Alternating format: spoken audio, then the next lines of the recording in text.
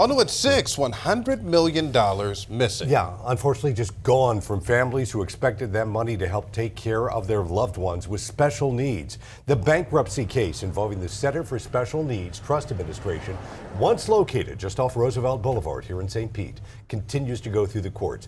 Founder Leo Gavani is accused of taking more than $100 million from families and investing it into another one of his companies, Boston Finance Group. Gavani facing multiple civil suits, including one from Attorney General Ashley Moody. And our investigative team has spent months now looking into how we got here. 10 Investigates Jen Titus joining us now. And Jen, questions about money missing goes back years.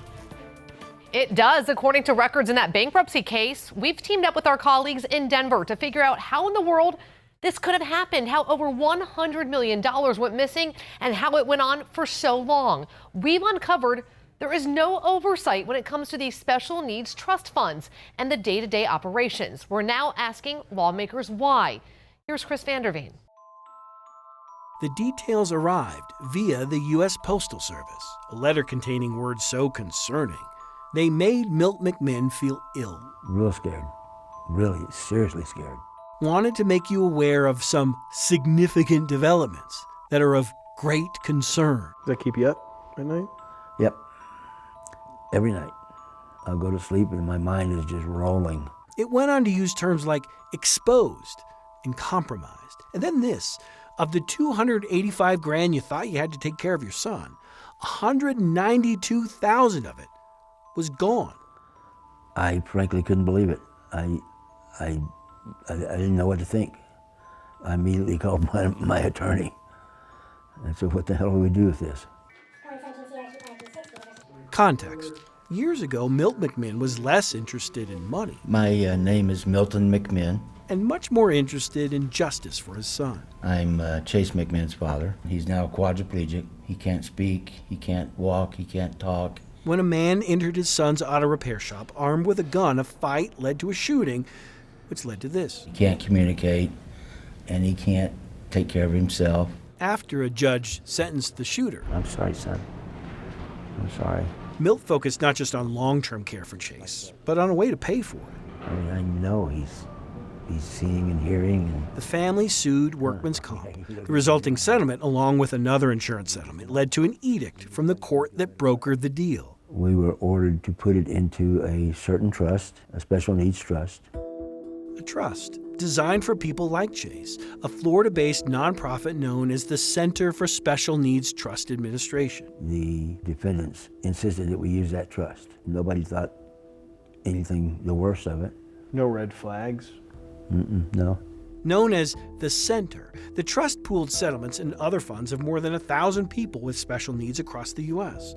The $200 million in the trust would help establish a reliable source of money to assist with their long-term care. From the outside looking in, everything looked perfectly legitimate to everyone. Florida attorney Tom Leader says, from the inside looking out, however, the center looked more like a giant piggy bank. I just can't begin to fathom how anyone, given knowing what the families have gone through, how anybody would do this to this group of people.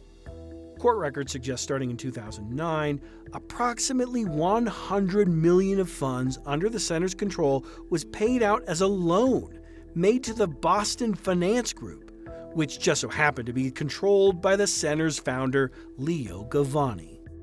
No oversight. That's how we got here. Leader says the center never made the loans public, and its board appeared to look the other way. And when the loans started to come due, court records say there was no meaningful attempt to repay them. Oh boy, I think there's a lot of people that have a ton of questions. McMinn says when a court ordered him in 2019 to put his money in it, he had no idea the trust was $100 million short. This was money critical to providing long-term care for his adult son. We thought we had enough money left in the trust to at least take care of him for another 6-7 years.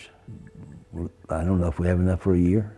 Now, the center's filed for bankruptcy, leaving 1,000+ families across the U.S. with slight variations of this same awful letter. There are people all over this country who are being affected by this. Leader says in a country where banks are insured, pooled trusts like this one are not. We got to have guardrails in place to prevent the bad actors from taking steps to hurt people. People like Chase and Milt McMinn of Colorado. This trust isn't for wealthy people. It's not a trust set up for wealthy people buying yachts and stuff.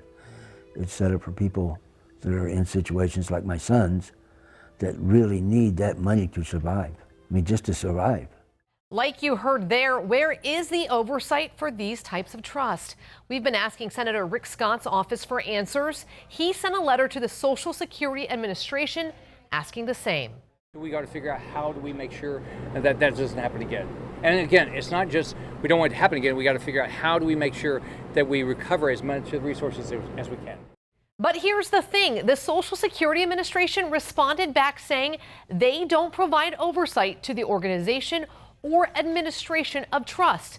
We spoke to lawyers and financial experts who believe this will happen again if changes are not made. One thing being better reporting rules are needed to provide a clear way to monitor pooled trust. We are still in contact with Senator Scott's office and will keep you updated if any bills are drafted regarding these trusts.